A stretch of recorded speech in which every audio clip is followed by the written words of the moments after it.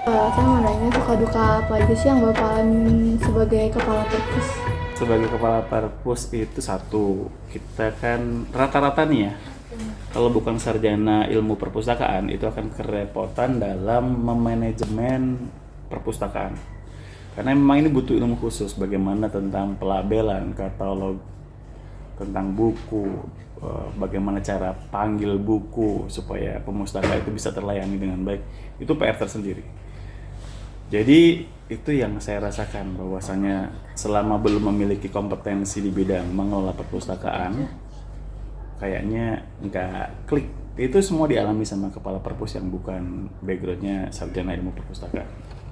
Dan celakanya di seluruh Indonesia yang punya kepala perpustakaan ataupun pustakawan dengan background sarjana ilmu perpustakaan itu cuma 0,5% kalau tidak salah, berdasarkan data Perpusnas yang saya ikutin waktu BIMTEK dan juga seminar-seminar. Maka ini ya menjadi sebuah fenomena yang umum.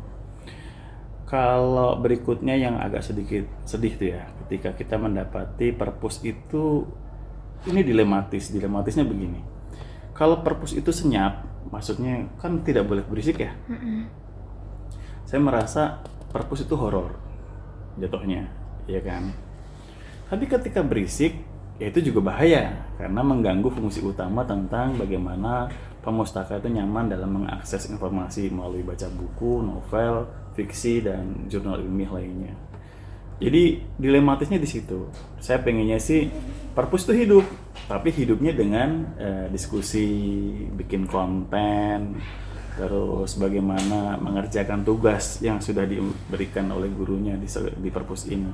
Itu hidup gitu. Jadi saya tidak akan teriak-teriak, "Woi berisik," atau ngapain itu di situ? Ya modus ya tidurannya. Nah, ini hal-hal yang tidak perlu diucapkan.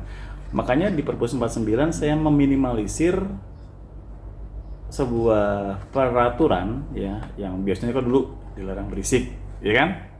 Terus ada letakkan sepatu di situ. Pokoknya banyak banget tulisan-tulisan karena saya menyadari semakin banyak tulisan, semakin banyak aturan, biasanya orang tuh lebih banyak melanggar.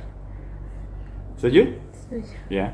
Maka dari itu kita sudah mengupayakan, yuk kita hindari banyak tulisan supaya orang itu menyadari tentang dimanapun dia berada ada hukum tertulis, ada hukum tidak tertulis.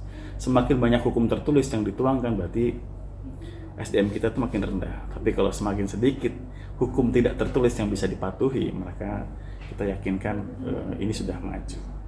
Jadi seperti itu ya, suka duka menjadi Kaperpus. Mudah-mudahan sih kita akan punya Kaperpus yang kompeten.